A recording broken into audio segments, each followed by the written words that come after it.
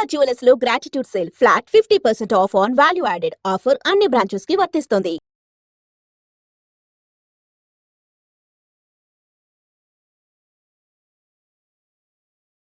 మీరు ప్రపంచానికి చెందినవారు, మీరు ప్రపంచాన్ని ఆశీర్వదించాలి, ప్రపంచాన్ని నడిపించాలి. ఒక తల్లికి కొడుకుగా మీరు ఎక్కువ పాత్ర పోషించడానికి అవకాశం లేదేమో అని నేను అనుకుంటున్నాను. అటువంటప్పుడు ఆ తల్లి మిమ్మల్ని చూస్తూ కూడా ఈయన జగద్గురువు అనుకుంటూ, ఒకవైపు ఒకసారి నా కొడుకు అనుకుంటూ ఈ ద్వంద్వ భావాలను ఎలా పోషించి ఉంటారు, మీరు దాన్ని గమనించారా అని ఒకసారి అడగాలని అనిపించింది స్వామి. అంటే మాకు మాతృమూర్తిగా వారు చేసినటువంటి త్యాగానికి, వారిలో ఉండేటటువంటి ఒక ఉదాత్తమైనటువంటి భావానికి నాకు ఎప్పుడు కృతజ్ఞత పూర్తిగా నిండి ఉంటుంది.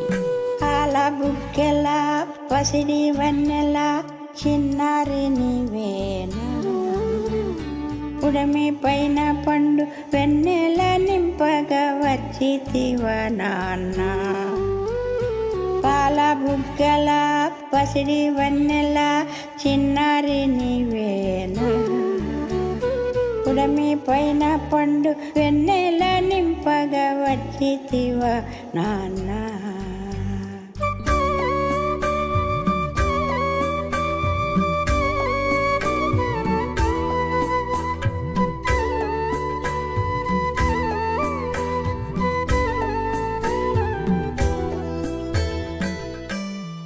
ఒకటి, వారు ఆశ్రమాన్ని స్వీకరించడానికి అంగీకరించగలగడం.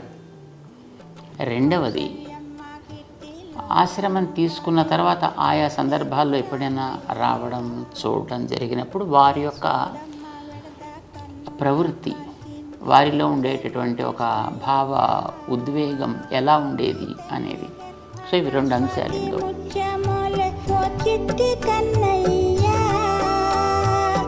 తల్లి గర్భాన స్వాతి ముచ్చమోలే ఓ చిట్టి కన్నయ్యా, ముక్తి మార్గము చూప అవతరించితివయ్యా, జన్మ ధన్యమయ్యా, నా జన్మ ధన్యమయ్యా. పాల బుగ్గల పసిడి వన్నెల చిన్నారి నీవేనా, ఉడమి పైన పండు వెన్నెల నింపగా వచ్చితివ నాన్న.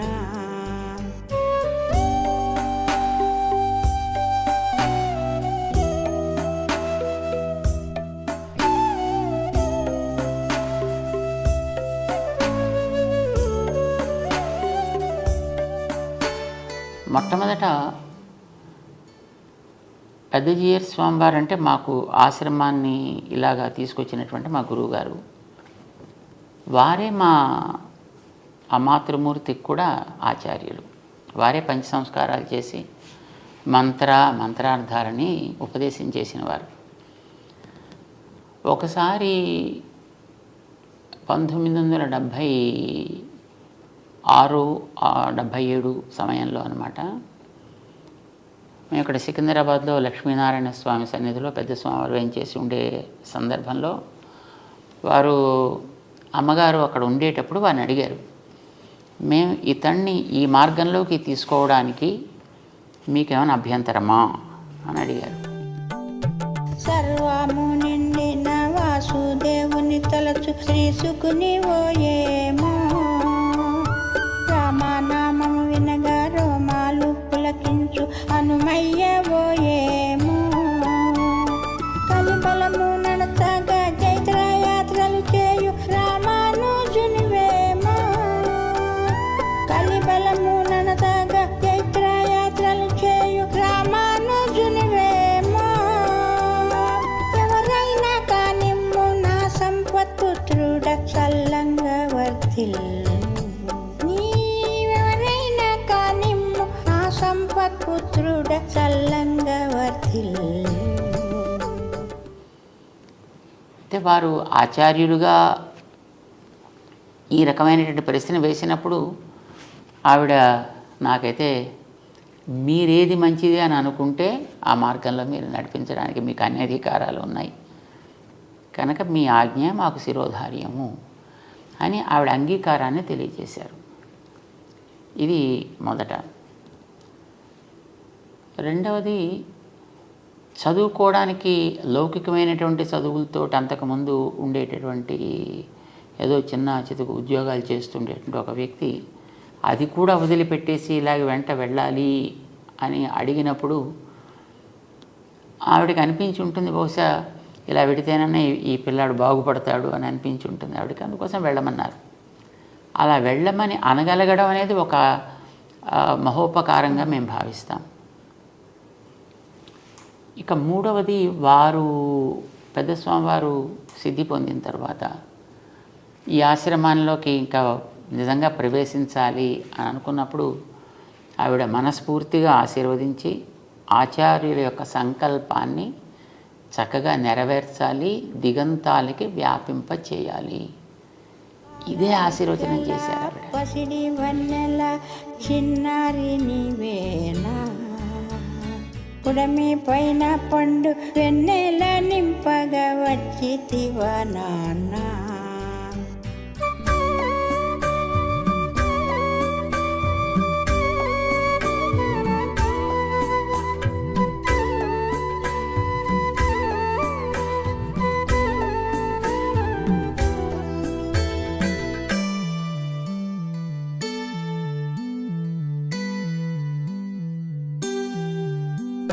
నిద్రాహారాలను నియమించుగాని నిరసించకయ్యా, నీ రూపు నీ చూపు నీ పలుకు నడకాలే నాకు ప్రాణమయ్యా. దాసురాలను కాదే అది వారిలో ఉండేటువంటి ఔదార్యం. సాధారణంగా ఇలా ఎవరైనా పిల్లవాడు ఇలాంటి కార్యక్రమాలకు పెడతానంటే తల్లి ఆశీర్వదించడం అది ఉంటుంది. తర్వాత ఎప్పుడైనా మా దగ్గరికి ఎక్కడైనా కార్యక్రమాలు జరిగేటప్పుడు కానీ లేదా ఆశ్రమంలో ఏదైనా ప్రవచనాలు అవి జరుగుతుండేటప్పుడు కానీ వారు కూడా అవకాశం ఉంటే వచ్చి అక్కడ కొన్ని రోజులు ఉండడం జరుగుతుండేది. కానీ అలా ఎప్పుడైనా వచ్చినప్పుడు ఇక్కడి నుంచి ఏదో ఆశించేటువంటి ప్రవృత్తి ఎప్పుడు కూడా వారిలో లేదు. వారు ఎప్పుడొచ్చినా అక్కడేదో కొంత సమర్పణ చేసి ఆ కార్యక్రమానికి వారు ఉండడానికి అయితే జరిగే కార్యక్రమం కోసమను, ఆ తర్వాత వారు ఉన్నంత వరకు అక్కడ ఉండి ఈవెన్ అలాంటి సమయంలో కూడా వారు ఇంకా బాగా చేయాలి, ఇంకా బాగా చేయాలి, ఇంకా బాగా జరగాలి అని ఆశీర్వదించేవారు. ఎప్పుడైనా అప్పుడప్పుడు ఈ దీపావళి పండుగ అలాంటివి ఏమైనా వచ్చినప్పుడు ఉత్తరం రాస్తూ ఉండేవారు. ఒకవేళ మన దగ్గర లేని సందర్భం ఎప్పుడైనా ఏర్పడితే అలా రాసినప్పుడు కూడా ఉత్తరంలో మొదటి చివరి దాకా ఆచార్యుల యొక్క గొప్పతనం, ఆ ఆచార్యుల యొక్క మార్గాన్ని నడిపించే బాధ్యత తీసుకున్న వ్యక్తిగా నీ బాధ్యత ఏమిటి, ఎలా ఉండాలి, ఇంకా బాగా చేయాలి, ఇంకా బాగా అందరికీ చెప్పాలి, ఇంకా ఈ మార్గాన్ని మనం విస్తరింప చేయాలి, ఇదే వారిప్పుడు కూడా మాట్లాడుతూ ఉండేవారు తప్ప ఇతరమైన లౌకికమైనటువంటి విషయాల గురించి కానీ కుటుంబపరమైనటువంటి విషయాల గురించి కానీ ఎప్పుడూ ప్రస్తావన వారు చేసేవారు కారు. ఇక మేము ఉండే స్థానాల్లో ఎప్పుడైనా వారు ఉంటే రోజు హారతి ఇస్తూ ఉండేవారు. ఆ హారతి ఇచ్చేటప్పుడు కూడా వారికి తను నా పిల్లవాడు అనేటువంటి భావన కంటే కూడా ఆచార్య స్థానంలో ఉన్నటువంటి ఒక వ్యక్తిగానే వారు భావించారు తప్ప తన పిల్లవాడని వారు భావించినట్లుగా ఎప్పుడు కూడా మేము ఫీల్ అవ్వలేదు అలాగా. సో ఇది వారిలో ఉండేటువంటి సంస్కార విశేషం. వారు ఆ రకంగా మాకు ప్రోత్సాహాన్ని జరిగే కార్యక్రమాల్లో ఇంకా బాగా జరపాలి అని ఎప్పుడు ఇస్తుండేవారు. అంచేత మేము కూడా ఎప్పుడు ఏ రకమైనటువంటి ఇతర ఆలోచన చేయాల్సిన అవసరం వారు కలగనివ్వలేదన్నమాట. కూర్చోలేదు స్వామి. అయితే వారి పాటలో మీరు చాలా శ్రమ పడుతున్నారు, సమయానికి ఆహారం కూడా తీసుకునే వీలు లేకుండా శ్రమిస్తున్నారు, తగిన నిద్రపోవట్లేదు అన్న ఒక న్యాచురల్గా ఒక తల్లికి ఎలాంటి భావన వస్తుందో అది వ్యక్తం చేశారు స్వామి. మేమందరం కూడా ఆ భావనను ఫీల్ చేస్తుంటాం. స్వామి ఇంతగా తిరుగుతుంటారు, ఇంతగా బోధన చేస్తూ ఉంటారు, ప్రవచనాలు చెప్తుంటారు, కార్యక్రమాల్లో నిమగ్నమై ఉంటారు. సమయానికి ఇప్పుడే చూసాము, ఇంతసేపు అయ్యాక మీరు ఎప్పుడో ఆహారం తీసుకోవడం అనేది మీ ఆరోగ్యం చాలా ముఖ్యం కదా స్వామి. మీరు క్షేమంగా ఆరోగ్యంగా ఉంటే ఇంకా ఎన్నో ఏళ్ళు మీరు సేవ చేయడానికి వీలవుతుంది అన్న భావన కలుగుతుంది స్వామి. ఆమెకు కూడా ఉందేమో ఆ మాట మీరు కొంచెం గమనించాలి. తల్లిగా వారికి ఆ రకమైన భావన ఉండడం అనేది సహజం. ఎవరికైనా ఒక అభిమానం ఉండేటప్పుడు ఆ వ్యక్తి ఎప్పుడు కూడా ఆరోగ్యంగా ఉండాలి, సుఖంగా ఉండాలి అని అనిపిస్తుంది. అయితే వారి యొక్క అభిమానం అనేటటువంటిది మాకు ఒక గొప్ప ధైర్యం. మేము చేయవలసిన కర్తవ్యాలు, మేము చేయవలసిన బాధ్యతలు మాకు ఉంటాయి కనుక దాన్ని మేము ఎప్పుడు కూడా అది కష్టం అని అనుకుంటే అనారోగ్యానికి దారితీస్తుంది, అది ఇష్టం అని అనుకుంటే ఆనందంగా ఉంటుంది. చాలా కరెక్ట్ స్వామి అన్నమాట. ఏదైనా ఇది మనది, మన పని అని అనుకున్నప్పుడు దానికి రాత్రి పగలు, నిద్ర, ఆహారం, ఆకలి అనేవి సెకండరీ అవుతాయి. ఇది మనకేదో ఒక ఉద్యోగం లేకపోతే ఏదో మనకు ఒక బాధ్యత మన ఎత్తి మీద పడింది, అబ్బా కొండ బరువు మొయ్యాలి అని అనిపిస్తే మాత్రం అందులో ప్రతి క్షణం కూడా అది మనకి మానసికమైనటువంటి ఒక క్లేశాన్ని కలిగిస్తుంది. ఏదైనా నాది ఇది అని అనుకున్నప్పుడు అది బహుశా అది ఎప్పుడు కష్టాన్ని అనిపించదు. అంచేత మేము ఏదైనా పనుల్లో ఉండేటప్పుడు ఒక్కొక్కసారి మాకు రాత్రి 1 గంట 2 అయిపోతూ ఉంటుంది. దాని తర్వాత ఎప్పుడైనా ప్రసాదం తీసుకోవడానికి ఒక్కోసారి సమయం కుదరదు. ఏదో బయటికి వెళ్ళి జనాలతో తిరుగుతుంటే ఇంకా అది పూర్తి అయిన తర్వాత తప్ప లోపలికి రావాలి అని అనిపించదు. అక్కడ ఒక 10 మంది జనం ఉంటే ఆ 10 మందిని మనం క్లియర్ చేసేసి వాళ్ళని పంపిస్తే తర్వాత మనం ఏదో మన కార్యక్రమం చూసుకోవచ్చు అని అనిపిస్తుంది. బయట ఒకళ్ళు మన కోసం ఎదురు చూస్తూ కూర్చున్నారు అంటే అది కొంచెం మాకు రెస్ట్లెస్గా అనిపిస్తుంది.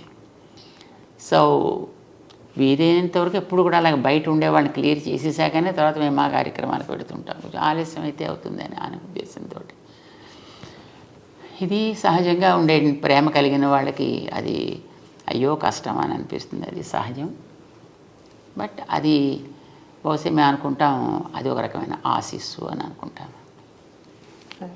అయితే స్వామి, ప్రకృతి ధర్మం ఒకటి ఉంటుంది కదా శరీరం మీద.